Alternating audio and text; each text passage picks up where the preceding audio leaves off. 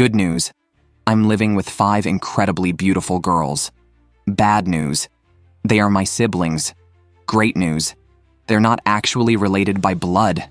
The Shiunji family has 7 children in total, all stunningly attractive. Arata is the eldest son, and yet, he has never been in a relationship.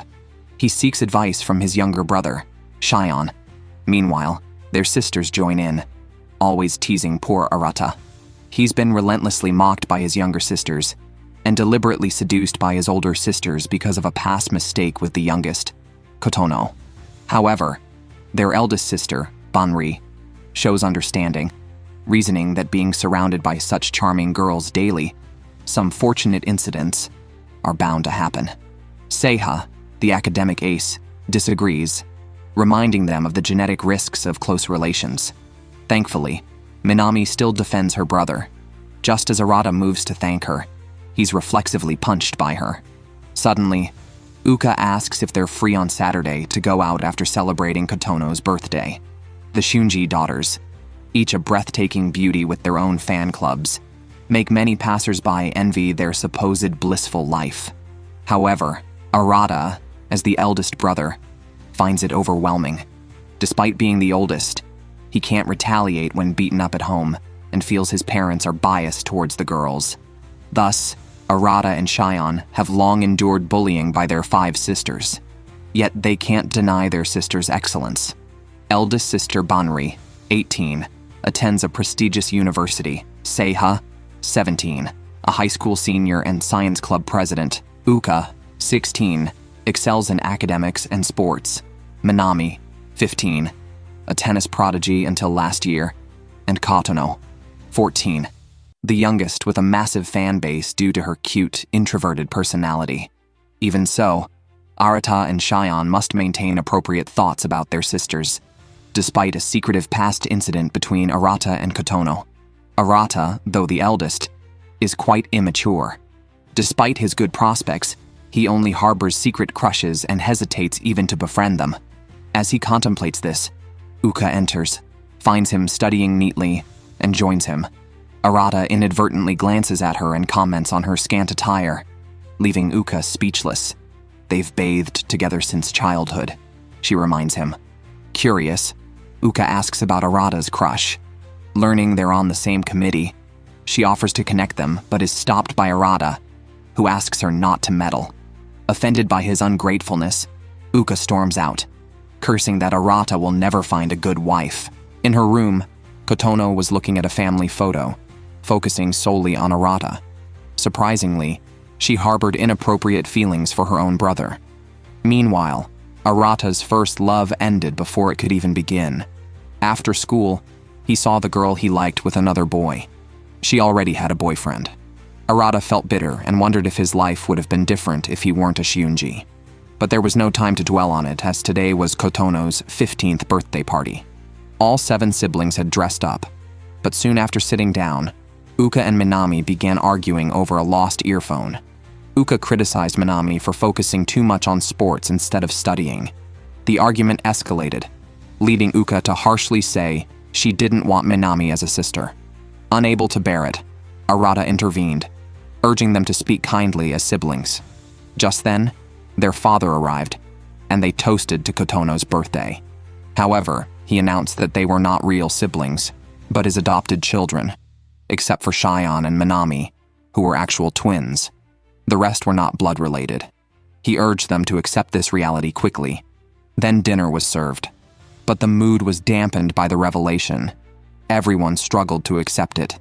After the party, the siblings discussed the matter. Only Minami seemed unaffected, while the others were bitter. Uka knew it wasn't their father's fault, but wished for better timing. Seiha thought it was the best time. Uka understood, but felt lonely. She asked the eldest, Banri, for her thoughts. Banri, who was 4 when Kotono joined the Shiunji family, barely remembered her childhood. She thought of something, but remained silent. Nevertheless, they had lived together for 15 years, and Banri couldn't stop seeing them as her siblings, regardless of blood ties. Everyone agreed, except Kotono, who stayed quiet. After the meeting, they returned to their rooms. Arata was also conflicted, but agreed with Banri. What else could be done? He went to bathe, found underwear in the laundry basket, and felt no fantasies. This was no harem comedy. They had grown up together. Even knowing they weren't related by blood wouldn't change anything. As he undressed and entered the bathroom, he found Kotono bathing. Quickly wrapping a towel around himself, he attempted to leave, but Kotono stopped him, asking for help with scrubbing her back as he had done before. Arata obliged, focusing solely on helping without any improper thoughts. After finishing, he reminded her to keep warm and left. In the living room, Uka and Shion were talking. Shion hadn't spoken much earlier. Uka wanted to know what he thought. Shion felt it was surreal, but Uka was more interested in Arata's thoughts. Despite not being blood-related, they had been raised as twins for 16 years. Shion reassured her that Arata likely felt the same. His role as the heir wouldn't change, and he was still the reliable older brother. At least he and Minami were real twins. The only change was their genetic relationship. They couldn't truly fall in love as siblings. Unknown to them, at that moment in the bathroom, a naked Kotono embraced Arata. On the day they found out that none of the siblings were blood-related, Arata was confessed to by his younger sister. Since they weren't biologically related, there were no legal restrictions against marriage. Nevertheless, Uka found Shion's confession to be disgusting. Recalling Arata's recent unusual behavior, she asked Shion if she knew what was going on between him and Kotono. When they arrived that day, Kotono was already pinned under Arata. Besides the two involved, only Shion knew the full story. With the situation as it was, Shion had to confess. Initially, it was Kotono who confessed her feelings to Arata. At the time, the siblings didn't yet know they weren't blood-related. As the eldest, Arata naturally rejected Kotono, but she wouldn't listen and hugged him, leading to their awkward position. Arata kept it a secret to avoid gossip about Kotono. However, they both felt that Kotono had confused respect and affection, though it was clear she was serious. Hearing the news today, she immediately tried to seduce Arata and asked him if she was a bad girl. Arata couldn't bring himself to be harsh with his sister, telling her that it's normal during adolescence to mistakenly think one has romantic feelings for someone close, regardless of their relationship. He reassured her that he would always be there as her big brother and protect her until she becomes someone else's bride. This was essentially a gentle rejection. Kotono silently returned to the bathhouse, and after Arata left, she muttered to herself, "How long does adolescence last anyway?" Arata sneaked back to his room only to find Seiha inside, who immediately questioned where he had been. Arata couldn't admit he was bathing with Kotono and lied about just wandering around, but Seiha easily saw through the lie, though he didn't press further. Instead, he abruptly brought up the time when they were 10 and used rock, paper, scissors to decide rooms. Uka won the biggest room, and Arata, the eldest, came last. Despite listening, Arata still didn't understand what Seiha really wanted. Suddenly, Seiha stood in front of him, pushed him onto the bed, and climbed on top, pressing down on him to listen closely to his heartbeat. Caught off guard, Arata couldn't even remember to reject him, wondering if Seiha might harbor feelings like Kotono. But then Seiha remarked that there seemed to be no serious anomaly, which Arata found relieving. It turned out Seiha had seen him bathing with Kotono and heard their conversation. Arata hurriedly pushed Seiha off, realizing Seiha had sensed Kotono's feelings for him all along. They likely mistook sibling closeness for romantic interest, causing Kotono to lose her resolve today. Fortunately, Arata kept his composure and firmly rejected his sister, though he knew similar incidents might still occur. Seiha had deliberately tried to seduce Arata to confirm that even under pressure from his sisters, he would not harbor romantic feelings towards them. Arata accepted this explanation, but Seiha reminded him that even though the country prohibits incest, that restriction no longer applied to them as siblings. He couldn't guarantee how long his words would deter Kotono. Seiha then provocatively suggested that since they were not blood-related, even physical relationships were permissible, which confused Arata, and he quickly left. Arata felt emotionally drained. Having lived with his siblings for 16 years, he struggled to accept that they were not biologically related. The next morning, he was still pondering this when he saw his eldest sister and younger sister dressed in uniforms for Banri's internship, asking if he liked it.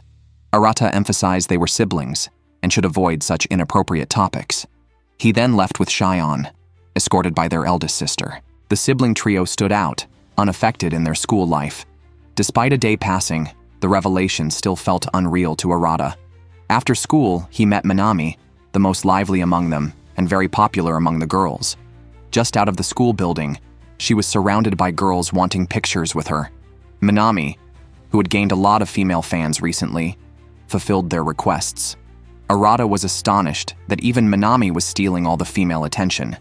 With no practice needed today, Arata asked if she wanted to hang out, only for Minami to sheepishly confess she needed to attend tutoring for failing her exams. Acknowledging everyone has weaknesses, Minami, though athletically gifted, lagged academically in their family. Arata took on his role as an elder brother and decided to help Minami study at a karaoke venue. While studying, he couldn't help but notice Minami's androgynous yet attractive appearance.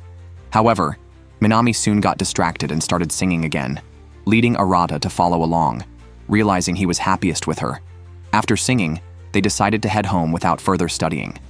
There, Arata encountered the girl he had a crush on, along with her boyfriend, and immediately hid, unwilling to face this harsh reality.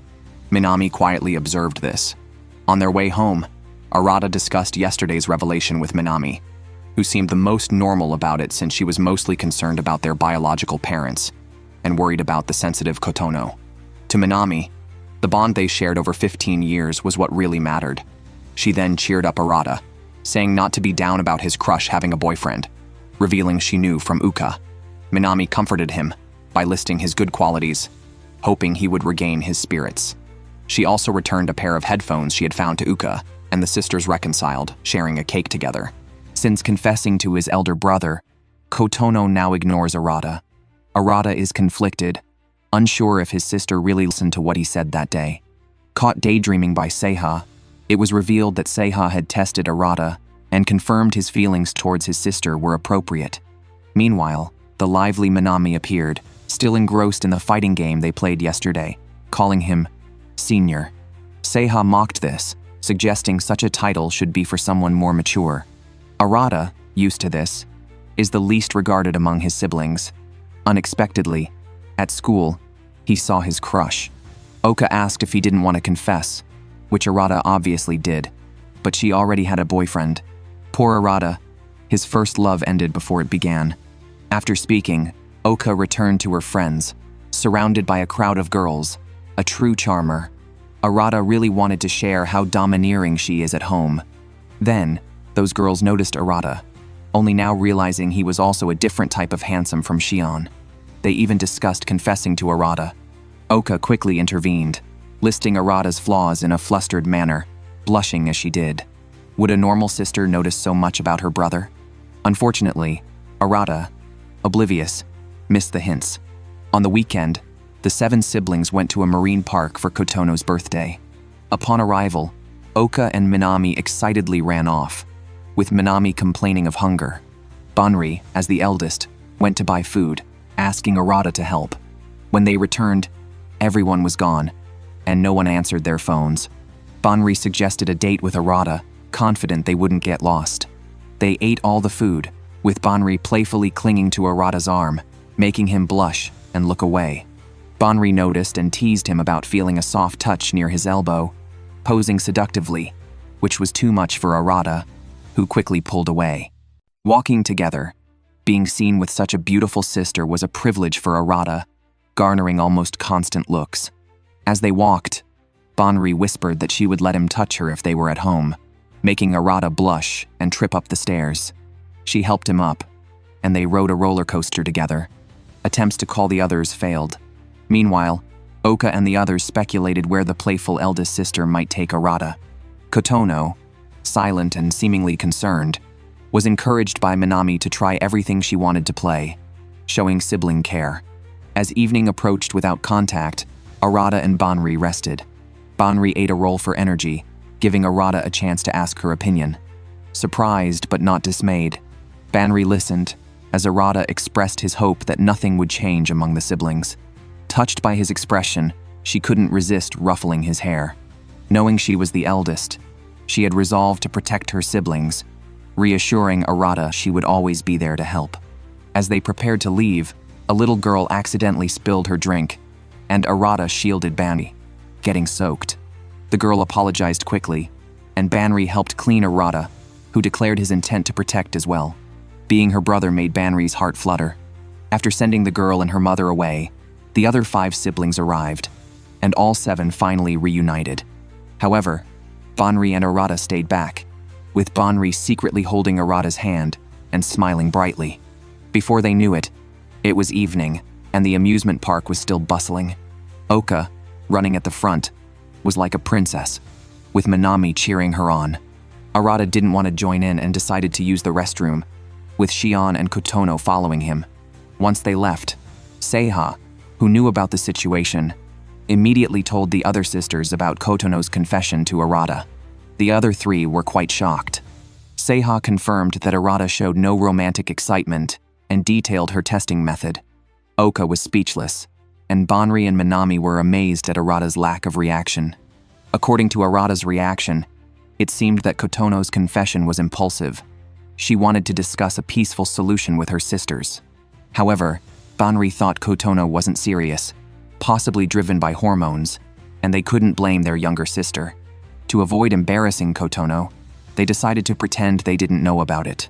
Oka was silent, recalling the recent incident in the game room. She had asked Shion, who said Kotono initiated that too. It seemed Kotono might be serious about her feelings for Arata, which started before they knew they were not blood-related. Once they found out, it fueled her already burning affection. Nevertheless, Banri still believed it was hard to imagine Kotono being serious, especially after being told they weren't real siblings. Banri had even discussed this with their father, asking about her own origins. He said they were essentially orphans. They decided to observe Kotono's situation for now, since Arata had no such feelings. After deciding this, the trio returned. They discussed where to go next. After a fun day, they visited a souvenir shop. Arata felt exhausted and couldn't help but steal a glance at Kotono, who seemed as calm as usual, which relieved him. Despite recently learning about their situation, it was nice that the siblings could still hang out like before. Arata thought to himself, "Don't worry, Dad. Nothing will change."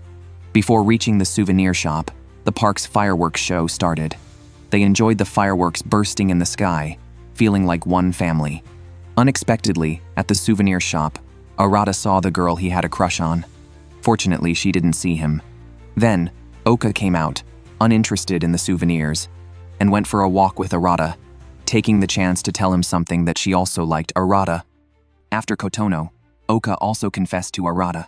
When he heard the word like, Arata thought he had misheard.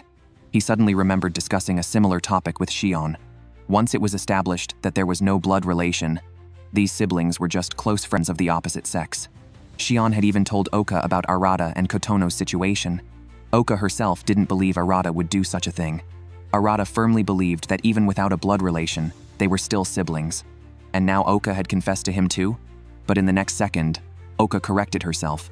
She just felt that even though she always liked to tease Arata, she was actually glad they were twins and thought he, as the eldest, handled the situation with Kotono very well. That's when Arata realized that Oka's like wasn't the romantic kind.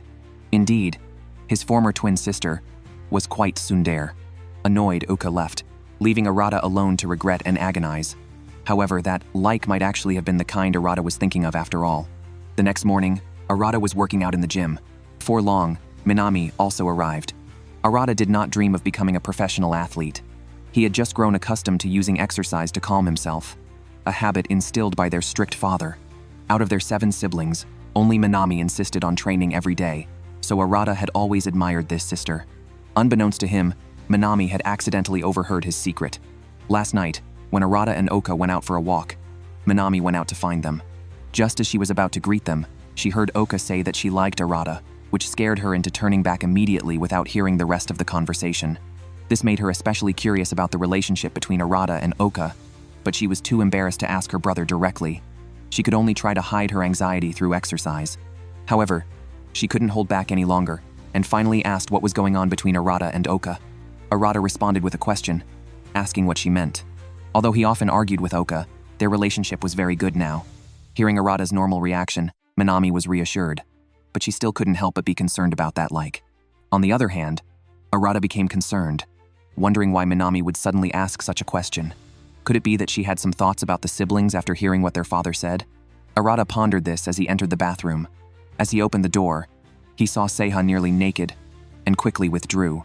However, Seiha didn't react much. After all, this wasn't the first time. She continued undressing and told Arata not to mind, citing some theoretical research, before going inside to shower. Arata casually helped her close the door, noticing that her clothes were stuck in the door crack, so he threw them into the laundry basket. He realized that of all the siblings, Seiha was the least affected by the revelation that they were not related by blood. She never really cared much about blood relations anyway. At that moment, Arata saw a ring on the washstand, an important keepsake from their mother, which Seiha could now wear. Since the bathroom was occupied, Arata went back to do another set of exercises but accidentally overdid it. Then, his eldest sister Banri knocked on his door, claiming she wanted to check on her beloved little brother's room. She casually started up Arata's computer. Arata quickly took it back, asking Banri what she wanted, given that she hadn't visited his room in 2 years. Banri suddenly brought up that he was almost 17 and wondered why he didn't have any letters he wouldn't want others to see. Then she asked if he wanted to go on a date with her. The topic jumped so suddenly that Arata was a bit confused, but he still went out with his sister. Banri just remembered Arata had mentioned wanting a new smartphone, so she took this opportunity to buy him one. Of course, if Arata wanted to take things further, it wouldn't be a problem. Arata blushed at his sister's flirting. They went to select a smartphone, and after hearing the salesperson's pitch, Arata chose a model. Suddenly, Banri said that choosing a smartphone is like choosing a partner. The qualities one looks for in a smartphone reflect what one values in a partner. Clearly, Arata values the inside, but to Banri, appearance is also important. Soon the salesperson came back and mentioned that there was a discount for couples. Banri immediately leaned on Arata, telling the salesperson they were a couple. Unfortunately, Arata didn't want to lie and didn't understand why his sister kept teasing him. Then, Banri spotted an ice cream shop and immediately pulled Arata to buy some, showing a rare innocent side. While eating, she brought up when Arata was 11, Minami accidentally ate Kotono's ice cream. Kotono didn't dare to speak up, so Oka stood up and scolded Minami, which eventually involved all the sisters and turned into a big quarrel. Since then, whenever Kotono was upset, she would hide in the closet. Nonetheless, they were still the best siblings, and these memories were treasures to Banri. At this point, Banri finally brought up a serious topic, asking Arata if he had any troubles lately. Arata denied having any, and Banri assured him that he could talk to her about any problems. Meanwhile, Kotono was in her room looking at photos from a trip to the amusement park when she received a message in the group chat. It was a selfie of Banri with Arata. Kotono felt a bit jealous, but she still saved the photo and didn't reply to the message in the chat. Banri checked her phone and, although she initially planned to take Arata to another location, suddenly announced that they would call it a day as she had some matters to handle. Arata had no objections, but curiously asked Banri if she had no one else to hang out with. After all, dates are usually something you do with a boyfriend, right? Banri felt relieved and mentioned that such matters were still too premature for young kids before leaving alone. Passersby almost couldn't help but look back at her as she walked away. However, Arata still felt that what's inside matters more. It turned out that Banri was acting on Minami's request to subtly probe Arata today, but nothing unusual came up. Even though her elder sister said so, Minami couldn't help but dwell on the like she had overheard. She reasoned that if there really was something between them, Arata wouldn't have acted so normally. She picked up her phone to message Banri, saying that something between Oka and Arata was impossible. She must have misheard. But after sending, she realized she had posted it to the group chat of the 5 sisters. Panicked, she immediately retracted the message. Just as she retracted it, Oka walked in. Minami sweated profusely, comforting herself that in such a brief time, no one would have seen it. Unfortunately, even in that brief second or two, Kotono happened to see it. Arata noticed that Seiha had been looking thoughtful lately, so he proactively offered that she could share any troubles with him, her brother. Surprisingly, Seiha took him up on his offer and brought a game of Twister to his room. She explained that ever since their last activities in his room, she had been feeling a rush of excitement. Holding on to such unclear emotions could be risky, so she wanted to use this opportunity to clarify her feelings. In short, Seiha realized that she might have developed feelings for Arata. As she explained, she spun the spinner and followed the game's instructions, placing her right hand on the red spot and using her previous help with Arata's homework as leverage to ensure his cooperation. Arata complied, and as the game brought them closer, he was both terrified and somewhat expectant of what was to come. Now, Seiha was positioned with her legs open towards Arata, blocking any escape route. Arata had no choice but to surrender on the spot. However, Seiha was relentless, questioning why he would surrender when there was still some distance between them. Was it an admission of his desires for her? Meanwhile, Seiha was also getting more excited. Now Arata needed to place his right foot on blue, but the only blue spots left were behind Seiha. He had to stretch his leg under her, accidentally touching her bottom. In the process, it was unclear whether it was intentional or an accidental on purpose. Eventually, both were nearly suspended in midair, while Seiha continued to recite her theoretical knowledge. She explained that happiness consists of 3 brain chemicals: dopamine, oxytocin, and serotonin. Apparently, couples secrete a lot of dopamine in the first 3 months of dating, and also a lot of oxytocin from sexual activity with a loved one. As she spoke, Seiha's face turned red, but she wanted to understand exactly where these changes started. She kept spinning the wheel, theorizing that if they could share joys and sorrows for 50 years, couldn't anyone come to trust each other, including a brother she lived with daily? The more Arata listened, the more he felt something was off. Topics like trust, fate, and romance, were these really things siblings should discuss? Before he could figure out how to respond, Seiha lost her balance and ended up sitting on his chest. Arata tried not to dwell on the contact, hypnotizing himself that it was just an accidental touch of her bottom. Fortunately, Seiha concluded her experiment. The results confirmed that she had indeed been overthinking last time. Now she could focus on her studies without distractions, even expressing gratitude towards her understanding brother. Arata finally realized that his sister was just a quirky. Arguing with her would only lead to his own frustration. Just as he let out a frustrated roar, Aoka startled him by inviting him to play video games that evening. Although he agreed, he was still preoccupied with the conversation he had overheard that night. Knowing Oka wasn't good at games, he initially let her win, but soon realized she just wanted to enjoy the game, dancing around and not even noticing when she accidentally touched his thigh. Seeing her innocence, Arata stopped holding back and defeated her thoroughly, which she didn't appreciate at all. She tackled him offline, clinging to him like an octopus, with her legs around his waist and arms choking him. Arata struggled desperately, instinctively flipping Oka underneath him. Their eyes met, hands intertwined, creating an awkward atmosphere. Arata again hypnotized himself, insisting this was just normal sibling interaction. Suddenly, Oka said, "So, you've become a man," leaving Arata puzzled by her meaning. She pushed him away and left the room, her cheeks flushed as she exited. Arata was left alone, wrestling with his thoughts, unaware that their entire conversation had been overheard by Kotono. That day, their father called Arata over and suddenly asked if he had someone special. Meanwhile, the 5 sisters were discussing love, each sharing their ideal types.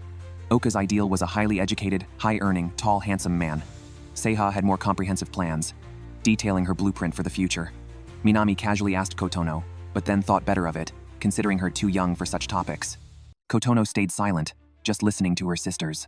After the chat, everyone went to their rooms to sleep, but Kotono suddenly stopped them, shouting, "I like Arata as a man." The 4 sisters turned around and exchanged looks before Banri eased the awkwardness, saying everyone knew Kotono adored Arata the most. Kotono clarified that she liked Arata as a man, and since they weren't related by blood, it meant they could date and even be lovers. Thus, all her sisters were her rivals. She had been thrilled when she first heard the news and even decided she would marry Arata. Meanwhile, their father was still probing into Arata's love life, but Arata countered by asking why he married their mother. Without hesitation, his father said it was because of her looks, then mentioned a promise to show them something in the 8th room when they were adults. The siblings were curious, some even speculating it was a portal to another world. Arata didn't care much. He knew his father was a wise man and believed there was a reason for revealing the truth at this time. Regardless, as the eldest son, Arata took pride in being able to protect his family, telling his father to focus on work while he handled home affairs. Arata went out for an early morning jog, and the sisters were also feeling uneasy. Yesterday, Kotono said she wanted to marry their older brother, leaving them at a loss for words. However, Minami had a tennis match coming up soon and tried to clear her mind to prepare for her training. Unexpectedly, she ran into Arata, who had just returned from his jog. Arata noticed something was off with his sister. Knowing she had a match coming up, he told her she could talk to him, her older brother, anytime she had concerns. However, Minami still refused. After returning home, Arata encountered their eldest sister Banri, who was feeding their family dog. The dog, feeling neglected because Arata went jogging without it, bit him on the butt. At that moment, Shion also came downstairs, and while Banri and Shion were talking, the dog gave Arata a thorough scolding. Meanwhile, Minami arrived at the tennis court to start practicing, but something seemed off with her foot. Her teammates didn't notice and kept praising her performance during the break, asking her for tips. Unfortunately, Minami's explanations were too abstract, and they couldn't understand. Then, Minami saw an upperclassman and decided to play a match with her, easily winning. After this national tournament, the senior would graduate from the club. Initially, when she heard a talented junior high student was joining, she wondered what kind of brat Minami would be. Although Minami was cocky, she worked harder than anyone, bringing energy to the whole team. This was the first time the senior genuinely hoped a junior would succeed. Their school was weak in tennis, but Minami was an undefeated legend. The senior truly hoped Minami won the championship. Later, Minami heard from another club member that the club president didn't get a university recommendation, meaning she would stop playing tennis after this competition. She had an agreement with her parents to work if she didn't get a scholarship. Everyone felt sorry for the senior but couldn't help her. Minami felt bitter because she was the one saved. When she first joined the club, she easily defeated the senior, who didn't hold it against her but reminded Minami of the joy of playing tennis. Therefore, Minami resolved to win the gold medal for her senior. She was still training in their home gym in the evening when Arata found out. He barged in, offering to be her trainer, and directly pointed out Minami was injured. At first, Minami denied it, but their housemate had seen her changing bandages and told Arata. Arata couldn't scold his sister for risking her body but chose to stay by her side and support her training. Minami let her brother join her, insisting it was nothing serious. Arata recalled doing stretches with Minami since they were children, but her physique had changed. For some reason, he thought of Oka and shook his head to clear it, observing Minami's body as he helped her stretch, realizing that the tomboy Minami was actually a stunning beauty. Minami hadn't told her teammates about her foot injury because they all looked forward to her performance. Nevertheless, Arata advised her to withdraw from the competition if her condition worsened. Minami argued back. Although there were substitutes, they were not from a strong school, and she felt she must win this competition for someone. So, the victory was indispensable. With his sister so determined, Arata couldn't persuade her further. Then it was Minami's turn to stretch Arata, and the atmosphere suddenly became awkward, although it seemed only Arata noticed. After the training, Arata decided to return to his room but bumped into Kotono in the living room. Since that day, they had hardly been alone together. Kotono was silent, and Arata didn't know what to say. He treated her like his sister, telling her to get into bed quickly after her bath to avoid catching a cold. However, Kotono suddenly asked if he had been with Minami. Arata explained they were just training, but Kotono asked if anything strange had happened. Frightened, Arata thought she might have noticed Minami's injury, and quickly denied it. Both were more panicked than the other, and ultimately, neither said anything to each other. On the day of the preliminaries, Minami competed with all her might. Her teammates prayed for her from below, while Minami focused solely on winning for her senior. She successfully advanced to the finals, which were scheduled for the following Sunday. Everyone hoped Minami would continue her momentum and win the championship. However, only Minami knew that her leg was almost at its limit. That evening, she continued to have her brother help her with stretching, mentioning that she had discussed her foot issue with her coach. The coach promised to introduce her to a trainer, which somewhat reassured Arata. Indeed, professional intervention was necessary for such matters. On the day of the competition, Arata woke up early and saw Banri eating breakfast in just a shirt, taking every opportunity to flirt with her brother, even playfully touching his muscles. At that moment, Seiha came asking if they had seen Minami. Both Arata and Banri were surprised. Wasn't Minami supposed to be at her match today? Perhaps she had left early? But her tennis shoes were still at the entrance. Uka and Kotono also hadn't seen her. They couldn't find her anywhere in the house. It was at this point that Arata began to panic. On the day of the most crucial match, Minami suddenly vanished. Just as her siblings were discussing where to search, she reappeared having only gone to a convenience store. But it was already 9 a.m., though team members were supposed to depart by 7 o'clock. Minami insisted cheerleaders just needed to arrive before the match started, then dashed upstairs, ignoring everyone's confusion. Arata, assuming Minami's injury prevented her from competing, went to console his sister only, to find her lying in bed, snacking. Minami finally confessed. The club president had discovered her injury and absolutely refused to let her participate, ordering her to rest. Yet Arata saw through her forced smile after all. She'd previously stated she had to win this match for someone special. Exiting Minami's room, Arata was immediately intercepted by Shion.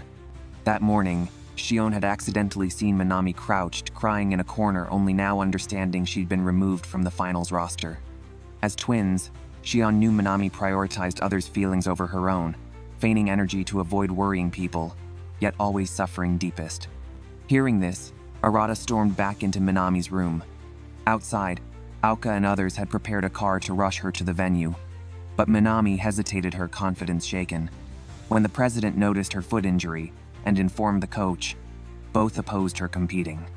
Despite Minami's vehement arguments about wanting victory for her senior, she ultimately lost her spot. Precisely because they cared, the senior and coach couldn't allow her participation. Arata now shared their concerns, repeatedly urging, "If you compete, withdraw immediately if anything feels wrong, and stop lying to others and yourself." Meanwhile, fierce matches had begun at the stadium. Stuck in traffic near the venue, Oka frantically asked Arata for solutions. Spotting roadside bicycles, Arata realized cycling would outpace running or cars. Since Seiha had a shared bike account, Arata swiftly took Minami on a bicycle, Shion handing over her racket. Pedaling desperately, Arata gasped for breath yet reminded Minami of 5th grade when their school forced students to write letters to mothers. For siblings orphaned young, this reopened wounds. Oka wrote nothing through tears, but Minami penned, "Though mom's gone, our bonds grew stronger." This first made Arata realize their loss had positive impacts. Through every era, cheerful Minami remained irreplaceable in their family. Her relentless training matched natural talent gym sessions, sweating tirelessly, even inspired Arata to respect his younger sister. Demanding promises she wouldn't act recklessly or regret, Arata felt Minami silently hug his waist with a muffled, Meanwhile, the senior had secured victory in the first singles match. As the second match was about to begin, Minami arrived at the critical moment. Before she could speak, Arata dropped to his knees with a thud, pleading to let his sister compete. He vowed Minami had promised not to cause trouble. Emphasizing this match meant as much as her future. Witnessing her brother's desperation, Minami's resolve pierced through her gaze. The senior, moved by this determination, joined others in persuading the coach. Minami finally became the second singles player, swearing internally to win. Her siblings arrived to cheer, their support steadying Minami's nerves. She focused intently to return every shot, landing devastating strikes initially. Though outclassing her opponent, the grueling rallies strained her injured foot. Yet she moved without hesitation. Ultimately, she lost. Forcing a smile, she joked, "Maybe we'd have won with the original lineup," urging the senior to blame her. Instead, the senior bowed deeply, like frightened. How could she reprimand Minami? Without Minami's relentless drive and spirit, the team wouldn't have reached finals. The senior thanked her formally on behalf of the club, hoping this loss wouldn't haunt Minami's future. The words shattered Minami's composure into sobs.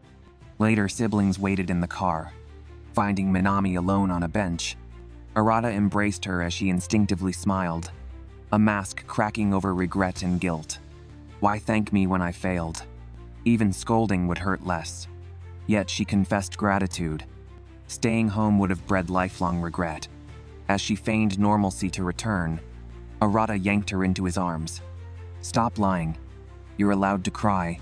Minami broke, weeping.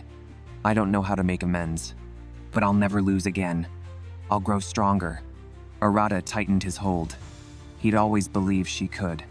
Ever since the national tournament ended, Minami had been occasionally recalling the scene where her big brother knelt down for her, along with the moment she sobbed uncontrollably in his arms. This made her start examining her feelings toward Arata. Only Oka remained fixated on that match, convinced there must have been a referee's misjudgment that caused Minami to lose. However, Arata believed the important thing wasn't the match result, but whether Minami had any regrets. Their disagreement escalated into another argument. At that moment, Minami walked over after taking a bath. When Oka asked her opinion, true to form, Minami maintained her usual carefree demeanor, claiming she was already thoroughly satisfied, yet she couldn't bring herself to look Arata in the eye. Whenever Arata spoke to her, her face would inevitably flush red. Suddenly, Oka jumped up, insisting on reenacting that day's scene. Both Banri and Seiha felt Oka was unusually agitated today, wondering if something had provoked her. Just as Oka tried to retort, the ball in her hand slipped out and flew toward Minami. Fortunately, Arata caught it in time, simultaneously pulling his sister into his embrace with his other arm. Now it was Minami's turn to feel flustered. She recalled Kotono's previous words about her liking her brother as a man, and found herself beginning to understand Kotono's perspective. Yet Minami didn't dislike this feeling. Meanwhile, Kotono keenly sensed her love rivals seemed to be multiplying. To her surprise, Oka proactively came to her room. Without addressing the main issue directly, Oka first made casual conversation, but Kotono couldn't endure the pretense and demanded to know Oka's real purpose. Only then did Oka bring up the previous incident. She felt something was strange. Kotono's rushed confession that day seemed like desperate behavior under pressure. Adopting a big sister's demeanor, Oka urged Kotono to confide anything to her. However, Kotono interrupted bluntly, admitting she'd overheard Oka's "I like you" to Arata, seen Banri and Minami's group chat conversations, and witnessed Arata and Oka holding hands like lovers in the game room. That's why she'd blurted out those words in panic. Uka hastily explained nothing existed between her and Arata. Her like meant sibling affection between twins, which Arata surely interpreted the same way. The game room incident was accidental. Instantly, a huge weight lifted from Kotono's heart. She repeatedly confirmed with Oka whether she truly harbored no romantic feelings for Arata at all. Facing such earnest eyes, Oka momentarily struggled to speak, but ultimately gave an affirmative answer. With that, Kotono completely relaxed, unaware of how guilty Uka secretly felt. A few days later, Banri suddenly asked her sisters for help. However, both Seiha and Oka had their own commitments. Shion and Minami hadn't returned home yet, and Kotono had gone to the library. That left only Arata as the person she could ask. As soon as Arata returned home, the eldest sister immediately dragged him to her nursing university. It turned out she'd left something at school, but the campus at night was terrifyingly eerie, and Banri didn't dare enter alone. Ever since her classmates discovered her fear of ghosts, they'd been constantly sharing campus ghost stories with her. Therefore, Banri absolutely refused to visit the school at night without company. Yet if she was this fearful, why had she chosen to attend nursing university? Banri seemed to have unspoken reasons, so Arata stopped pressing further. Meanwhile, Oka couldn't focus on studying, and decided to browse her phone to refresh her mood. Back at the campus, Banri kept clinging to Arata's arm for courage as they walked. However, Arata grew distracted by the soft sensation against him. The two continued advancing in this awkward posture. The nighttime teaching building felt oppressively silent. Banri asked Arata to sing a cheerful song to lighten the atmosphere, but before she finished speaking, someone suddenly covered her mouth from behind. Arata pulled her behind a wall. It was just the security guard making rounds. Since they'd essentially sneaked in, getting caught would be problematic. Then Arata remembered. Banri was an actual student here. Simply explaining they came to retrieve belongings should be acceptable. In the tension, he forgot to release his grip. By the time he realized, Banri's ears had turned completely red. Both felt strangely self-aware. Though they'd roughhoused naturally as children, now they couldn't ignore each other's gender traits. Banri quickly regained composure and led Arata to the club room where she'd left her item. They finally found her unfinished doll. Banri intended to complete it tonight. Shortly after entering this university, she'd visited a major hospital for observation. There she saw many long-term pediatric patients, some appearing profoundly lonely. Fortunately, volunteers from this university's club would comfort them. This was precisely why Banri had joined the club. Members periodically visited pediatric wards across hospitals for support activities, and this doll was meant as tomorrow's gift for a child. Now she finally answered Arata's earlier question, why study nursing? Being the eldest sibling, she used to visit her hospitalized mother with their father frequently. Each time, she'd grieve about leaving mother alone at the hospital, often hiding in corners to cry. That's when a nurse sat down to chat and comforted her. Since then, Banri had aspired to become such a caregiver.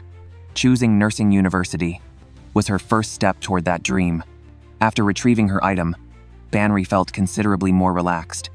On their way back, she started teasing her younger brother again, intentionally bringing up how Arata had pulled her into his embrace. This provoked Arata to storm off angrily, leaving Banri scrambling to apologize desperately. The next day, she proceeded with the planned hospital visit as scheduled. Seeing every child receive their own doll filled Banri with deep satisfaction.